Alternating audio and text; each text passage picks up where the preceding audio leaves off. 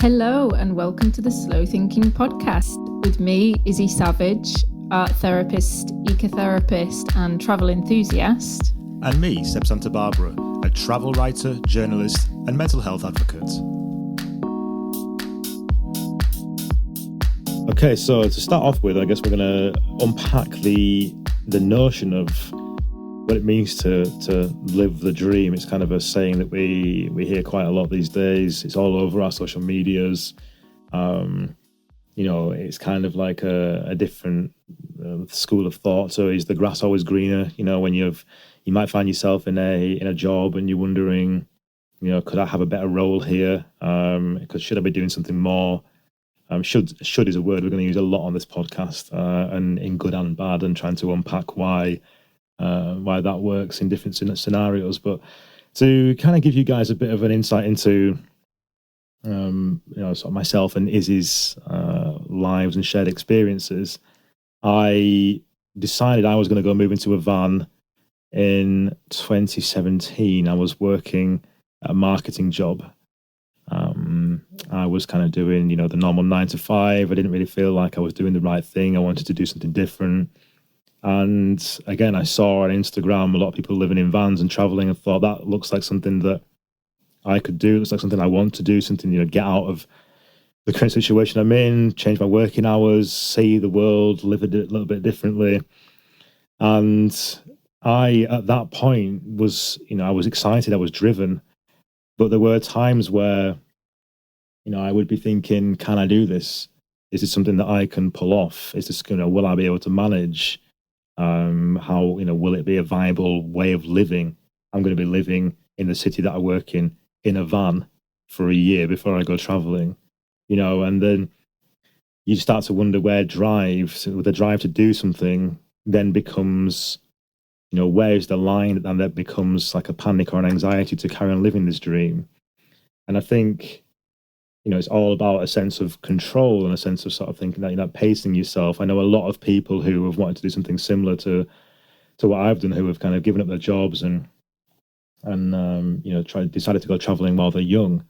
And then I speak to a lot of people in my line of work who are, they're currently in that position that I was in, and they're sort of thinking, I'm just trying to save because I really want to do this when I get older, and but I hope I can still do it. And should I do this? Should I do that? There's a lot of pressure about getting out there and doing this thing that we've been thinking of for a long time. And, I guess over the course of this episode, we're going to try and talk about why we push ourselves and, when drive becomes pressure and how to correct that. Yeah, totally. Thanks, Seb. Yeah. I was just thinking whilst you were talking about how I kind of started my van journey a couple of years after you. And I was also kind of in a similar place at that moment, in that I was working full time, working really hard, and started to see, because this was about 2018, 2019, started to see people, particularly on like YouTube and Instagram, living the van life dream in, what are these called? Quotation marks? Quotation marks, yeah. Quotation marks. And suddenly I thought, what, if I go live in a van, all my problems are going to disappear. And that, for me, that was kind of already me imagining this incredible journey that was going to transform my life. And in a sense it was. But I think, as you were saying, Seb, it's very easy to kind of cross the line from feeling driven to do something because it is right for you and it's gonna help you to grow as a person, and putting this huge amount of pressure on you, which ends up, as you said, kind of creating all this anxiety and stress that actually isn't really why you set out to do that trip in the first place. So for me, seeing all these kind of, as I say, YouTubers, people on Instagram living this incredible van life was enough of a motivation for me to go, do you know what? I think I could do that as well if they can, and it looks great. And so I'm glad I did see that aspect of van life through their lenses, but it certainly didn't end up looking like that for me. And for me, living the dream was very different to what I had seen through social media. So I think we'll talk a bit more about kind of perhaps what living the dream means to each of us, and recognizing that it is going to be different for each of us. I think is a really important kind of thing to start with. It's funny how, like, as human beings, we always, I mean, I know I'm speaking, for an entire race of people here when I say this. So, like me, I guess in my experiences anyway, there's always something, you want to explore more, you want to see like what's possible.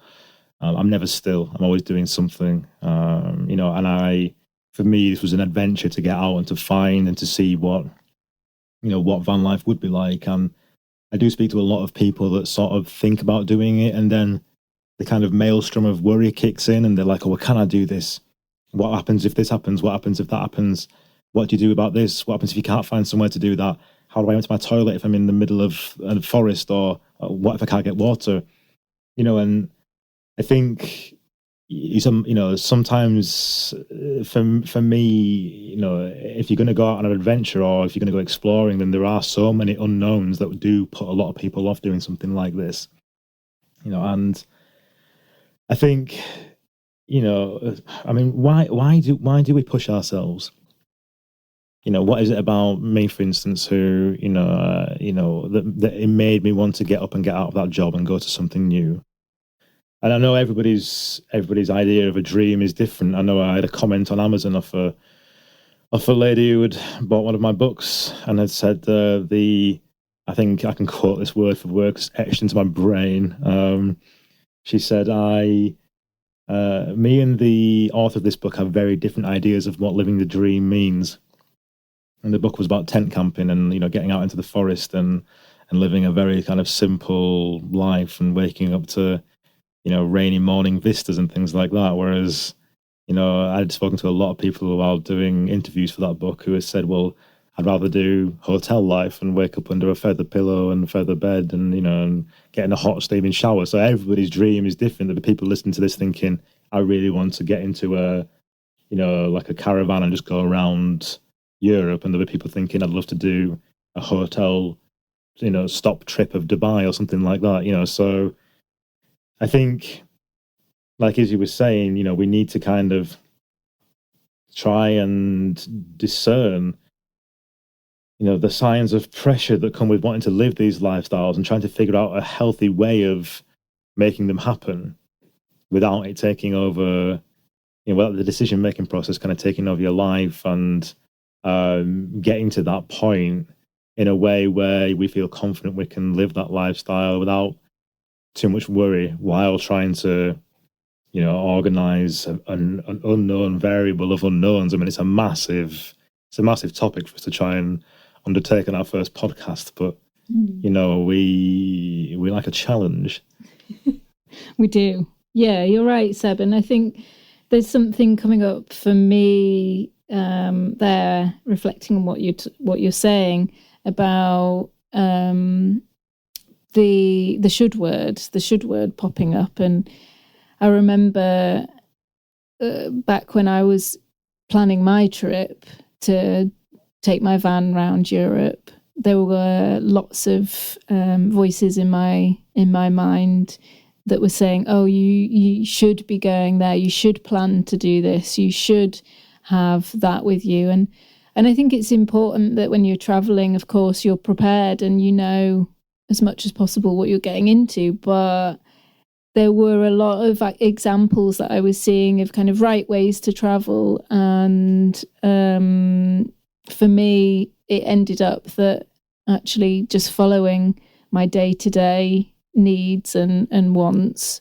was a really, really useful thing for me to learn to do. And it meant that I travelled perhaps a lot slower than some people, spent sort of weeks in one place and then would move on, for example. And so I think, there's something about that should word and noticing if the should is a supportive should, and make sure you have your luminous jacket in case you break down or whatever it is, or your little triangle.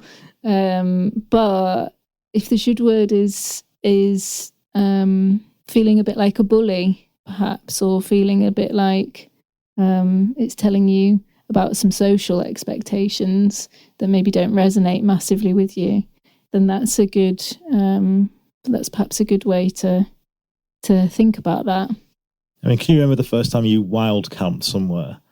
You know, can you remember like the first time you parked up in somewhere that you weren't sure about, and you parked up there for the first time, and then every little noise would make you shit yourself completely? You know, like I remember the first time I went into a forest and parked there, and then at 2 a.m, you know, there were a couple of cars came and parked next to us, and you know, you know, I was sort of bricking it basically, you know, and it's just kids coming somewhere to smoke weed or something, or just to hang out and just be kids. But at that point in time, you're like, I do not know what's happening here, and you know, I mean, there are so many things that you can't prepare for because you don't know how you're going to feel in those situations. Totally, yeah. You're actually making me think about the first time, because when I started my trip, I booked a few sort of caravan park type things in France and went to them first just to get used to actually living, you know, in the van in this kind of way and being in another country. And then the first time I wild camped, I was on the side of a road. I was in the countryside, to be fair. There was a house, I remember, not far away, but it was by the side of the road, and it was a bit scary. Also, it's probably worth mentioning I'm, you know, a woman and I was traveling alone. But it was the first experience for me of really tuning into myself and really feeling alone. And we're going to talk about kind of loneliness and solitude in another episode, but I really got a sense of what solitude as opposed to loneliness could feel like for the first time really in my life, in that moment of kind of being in the middle of nowhere and knowing that I was relying on myself. And it was scary, and every time a car drove past I did think, oh my god, it's going to stop, and it didn't. But I just remember this gorgeous sunset and cooking probably pasta with pesto on my little stove and having a cup of tea and just, you know, not really needing anything else in that moment, and it being really quite magical. It's amazing how quickly it kind of becomes the norm as well. You know, like I think this is kind of like the crux of the issue. There's so many anxieties and, you know, and things about setting up a lifestyle like this. I want to remember one of my bosses, well, back when I was setting up the van, one of my bosses had said, you know, are you going to live in that thing? Are you going to do that? Like, that's bizarre. And everyone kind of thought it was very strange. Like, what are you going to do? How are you going to do this? Where are you going to go for that? And as it became a proper camper, and then as I moved into it, and then as I set off on my journey, by that point, everyone was sort of saying, do you know what? That's fantastic. You know, well done. Like, go for it. You know, do it. And, you know, there are, I think like for me, like the one thing I want to get across in this podcast is there are just so many things that you can worry about, but that can't be solved until you give it a go and try and do it. You know, fear is a massive blocker for a lot of people wanting to do something like this. And as we've just said, then there are times where we both thought, well, you know, this is it. That's great.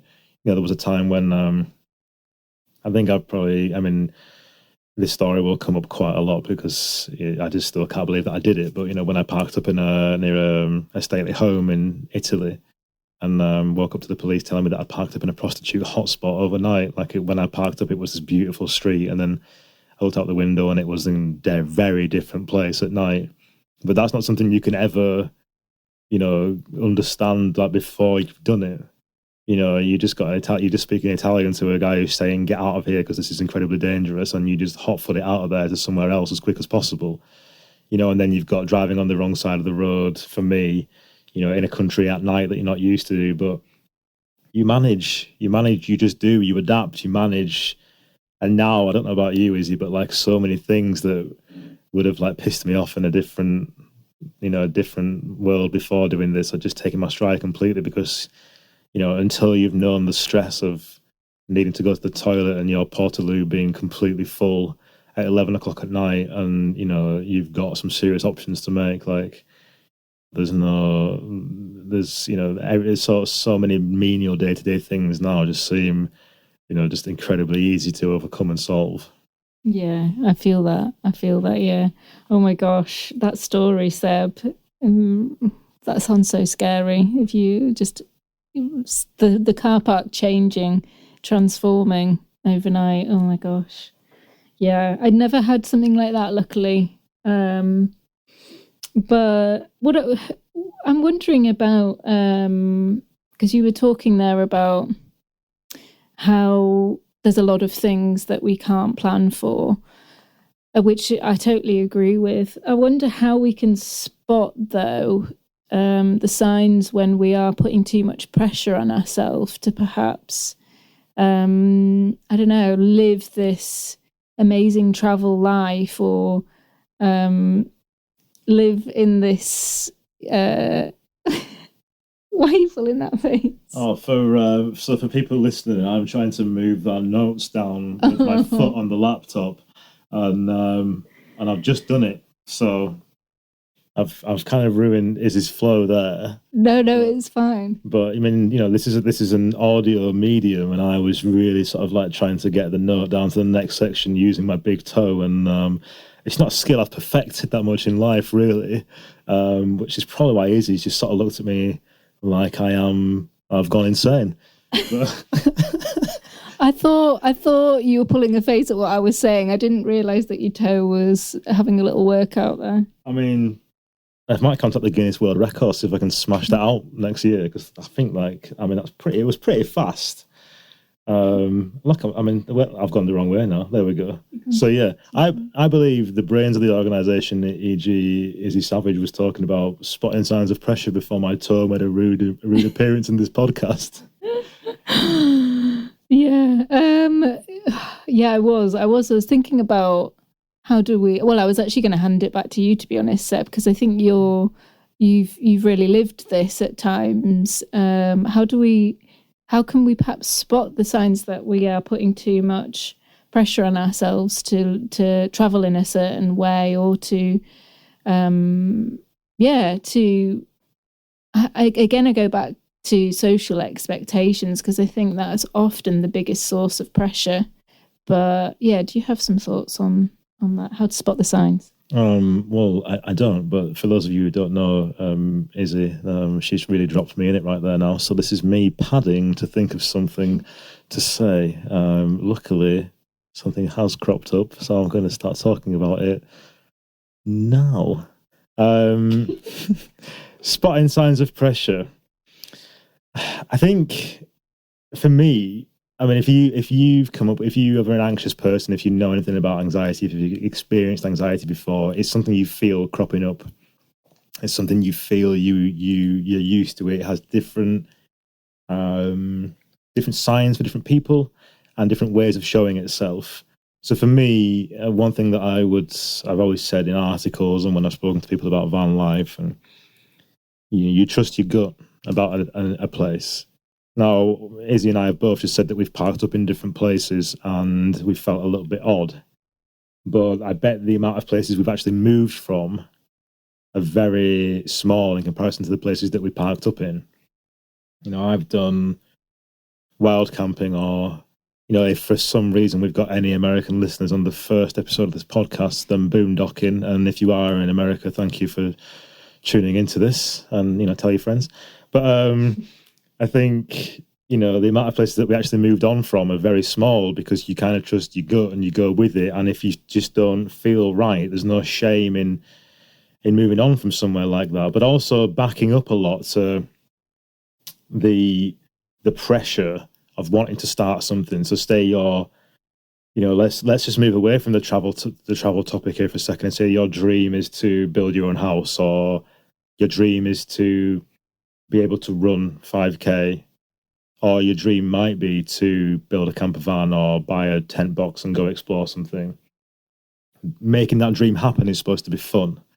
It's supposed to be at your own pace, at your own time.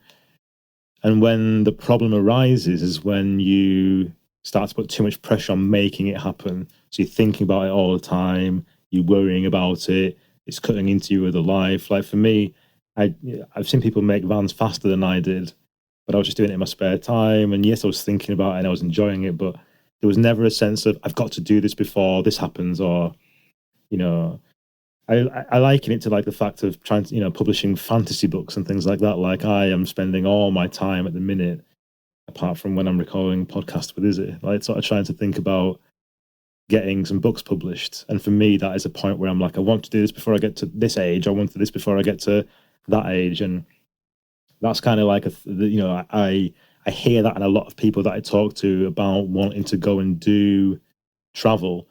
I want to get to do it before this happens, or I'd love to just go do it now because like this is happening then. And there's always a lot of like other factors combined that add up to this kind of stress. And then you forget whether you're doing it because you want to do it, or whether you should be doing it, or whether you need to be doing it. And I guess like to summarize that, you've got to be enough with or without it, and you've got to be enough, but you want your dream to happen, but you've got to be enough without that dream to really sort of like enjoy the process to getting up and heading out and doing that thing you've been looking forward to doing so much. And because if you're not, then you're not going to find that happiness when you get there. You're going to create all this pressure for yourself, all this anxiety. And when you get out there, and when you find yourself on a beach in the middle of Sardinia, and you're in your van, and you think, right, this is it. I'm ready. If you're not enough before you go, then you won't be when you get there. It's not a cure-all, as Izzy said earlier. Like your problems don't just disappear. And what I'm going to do now is have a cup of tea, a sip of tea, while Izzy takes over from me. Yeah, I really like what you were saying there. And I really, really love what you were saying about enjoying the journey. It's a real cliche, I know. It really is cheesy, but I'm an art therapist, and something that I'm really passionate about is the process of making rather than the outcome. For me, it's all about how it feels to make art and how beneficial the act of making can be. The actual finished product tends to be kind of extra. So I'm really into this kind of this concept of being able to be with the journey, be present in the process of planning or building your van or whatever it is that you're wanting to step into. And I think coming at it from a sort of therapist angle, I'm thinking about if somebody came to me and they said, oh, I've got this amazing project that I'm working on, but on a totally unrelated note, I'm not sleeping and I'm feeling really tense and I'm getting headaches and maybe I've lost my appetite and I'm not finding joy in what I'm doing. These would all, for me, be signs that actually maybe that person is quite stressed and maybe that person is putting too much pressure on themselves to achieve this goal. So those are some ideas of kind of what to look for. I'm smiling because Seb's pointing to himself. Do you want to say something? I mean, this is the first podcast that you guys are listening to, but so often when Izzy talks about things like this, I just go, that's me. And what you'll soon find out is that I agreed to do a podcast with my friend because it means that I get cheap therapy, but I can also talk about travel. So over the course of these podcasts, there's going to be a lot of homework for me to do. But yeah, she was just describing a person then that sounded very familiar to me, which is why I started laughing because, I feel like I'm going to leave after this episode with a lot of instructions on how to try and solve these problems that have just arisen, which is, it's always fun when I'm learning on the go. It's fantastic. It's the sign of a great therapist, and I'm going to keep saying things like that to make sure I keep getting this free therapy from her. So let's hand back to you to carry on. Oh, Seb, I shouldn't laugh. I mean, it's tough. It's tough, and those are just some examples of some things that we might start to notice if we're putting too much pressure on ourselves. And stress shows up in all kinds of ways, and for all kinds of reasons. And sometimes, it's external factors that we just cannot control. But if we are working on something like, let's use a van build as an example. And everything else in our life is feeling relatively stable, then it's likely that the new thing that we've brought in is adding extra pressure and maybe too much. So solutions perhaps might be good to think about. I mean, again, as a therapist, coming at it from a therapy perspective, solutions aren't necessarily always super easy. And they're obviously they're going to be very individual to you, your body, your circumstances, your goals. But I think something off the top of my head, perhaps, is just reiterating what we've said so far, which is just noticing why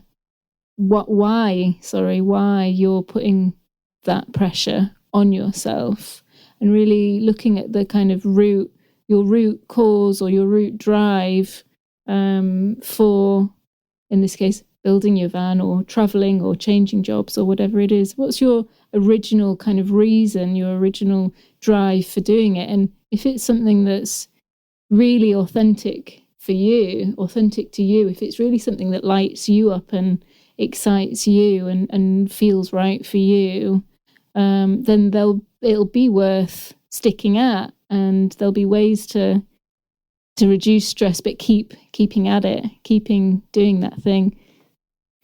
Yeah, I couldn't agree with that more. I'm going to repeat this, don't move into a van just so you can become an influencer.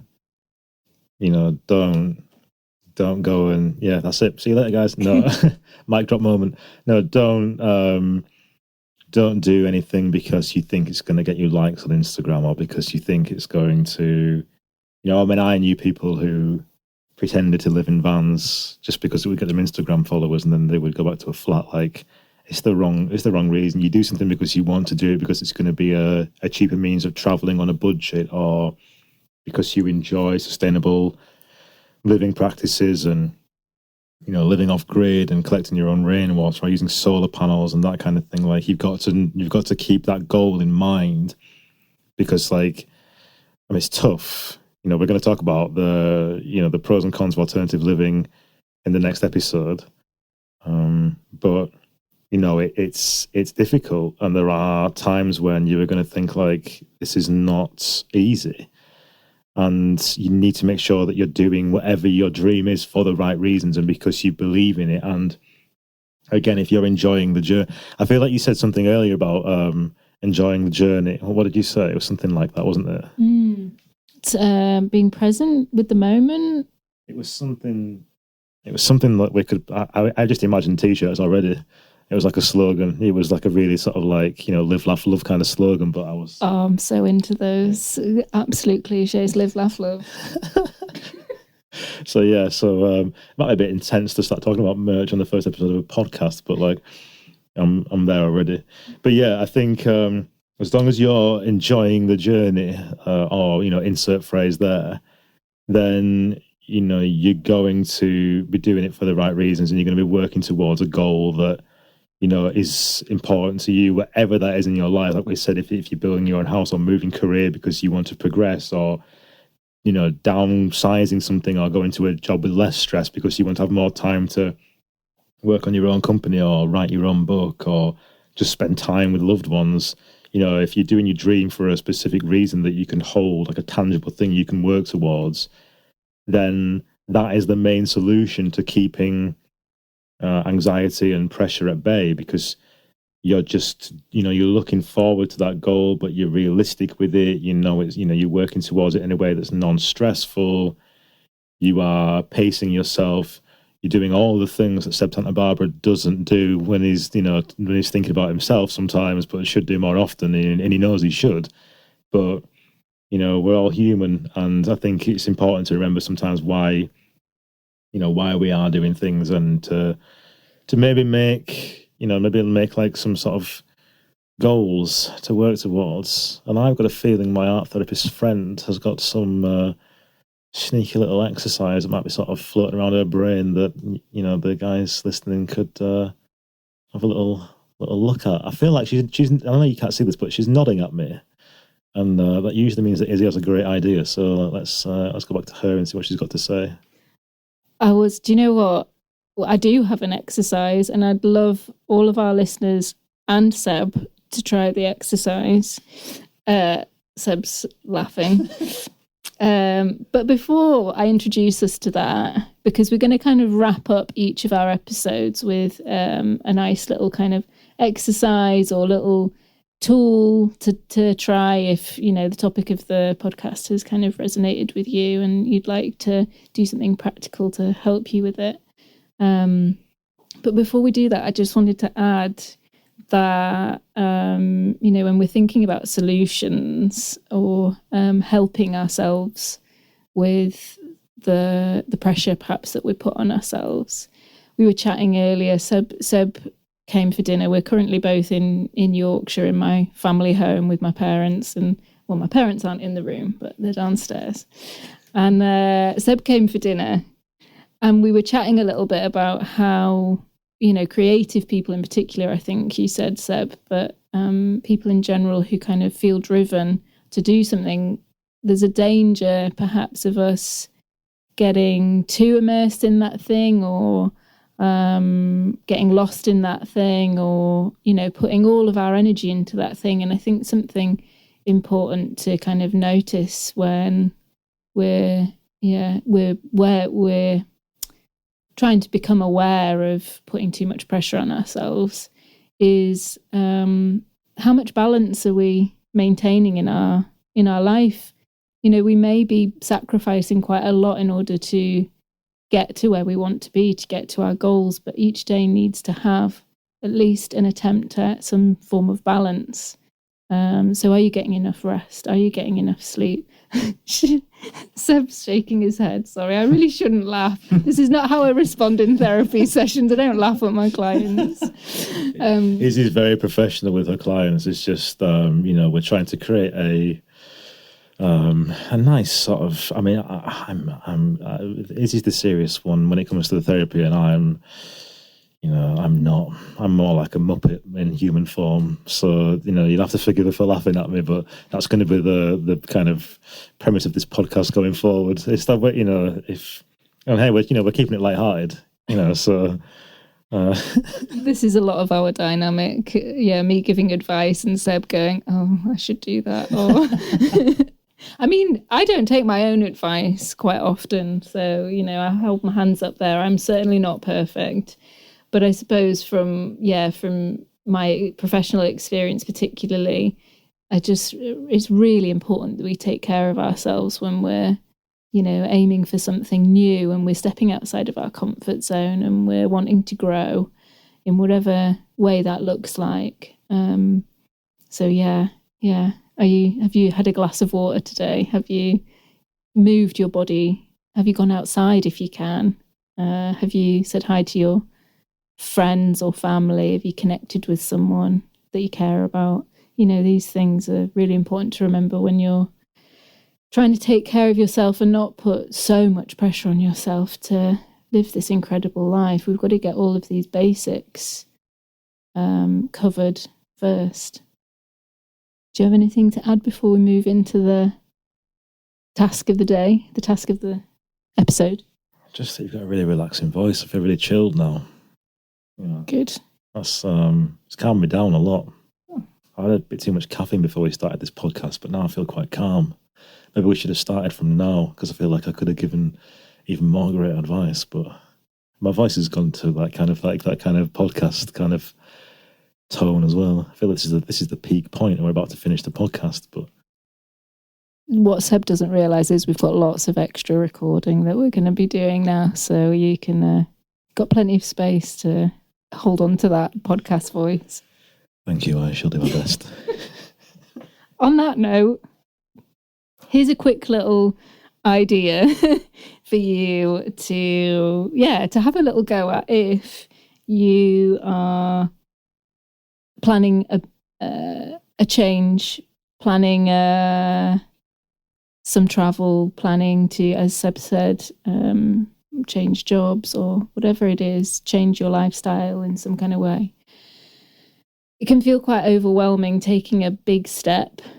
So there's a little kind of checklist exercise that I like to use, and I sometimes share this with my clients. So it's quite normal, I think, for us to make a list of all the steps that we need to take in order to get to that goal or to, achieve that thing.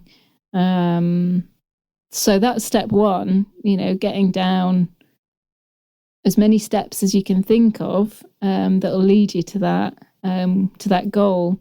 But then a little added extra for this this task is thinking about all of the steps that feel manageable and doable, and perhaps classing them as smaller steps.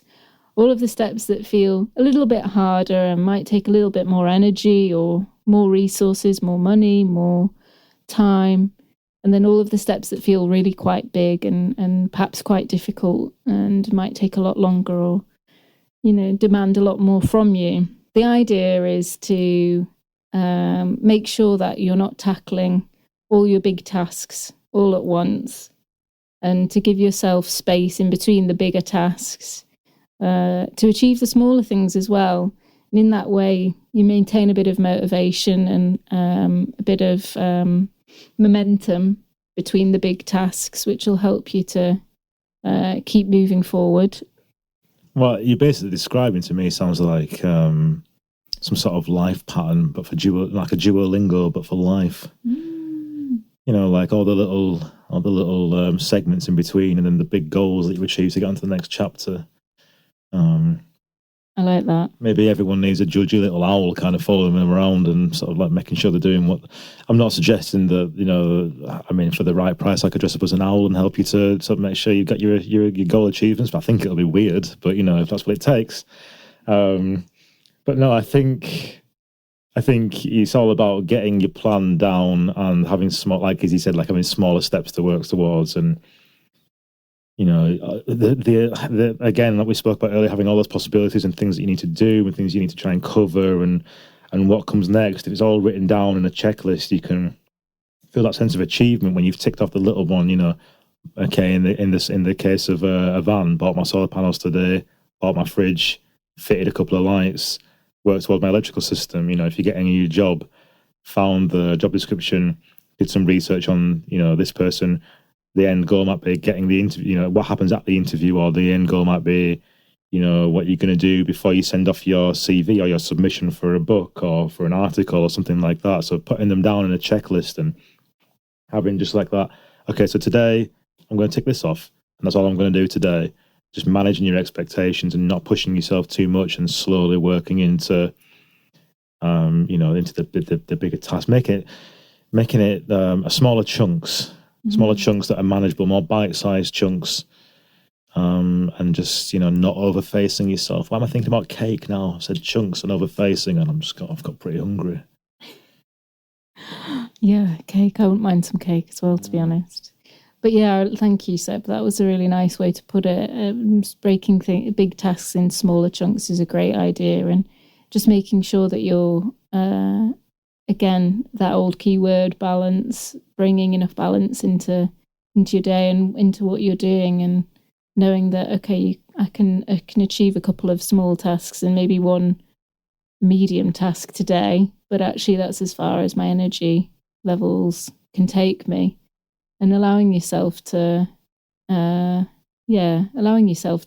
a bit of compassion, self-compassion, a bit of grace, and knowing that you'll get there eventually.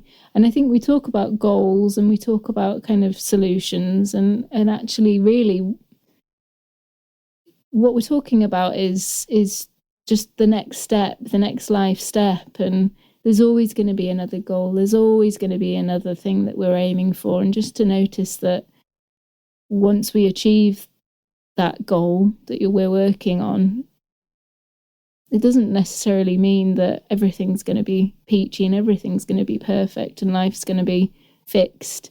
So just keeping in mind again that, you know, presence is key, and being able to connect with the moment whilst we're doing each of these steps is really, really important. Wise words from Izzy Savage there. Well, I think we're going to wrap that up now. So I hope that you've enjoyed us chatting about the pressure of living the dream. And if you listen out in the sort of outro of this podcast, you'll find out how you can contact us and how we can answer any questions that you might have, and where you can also share your checklist exercises with us and prompt me to make one of my own. So thanks very much, guys, for listening, and yeah, we will hear from you soon. Bye for now. Thanks very much for joining us on this episode of the Slow Thinking Podcast. Don't forget, you can follow us on Instagram at Slow Thinking Podcast. And if you give any of our exercises a try, do share them with us by tagging us on there. And if you'd like to send us an email, you can at slowthinkingpod@gmail.com. See you next time.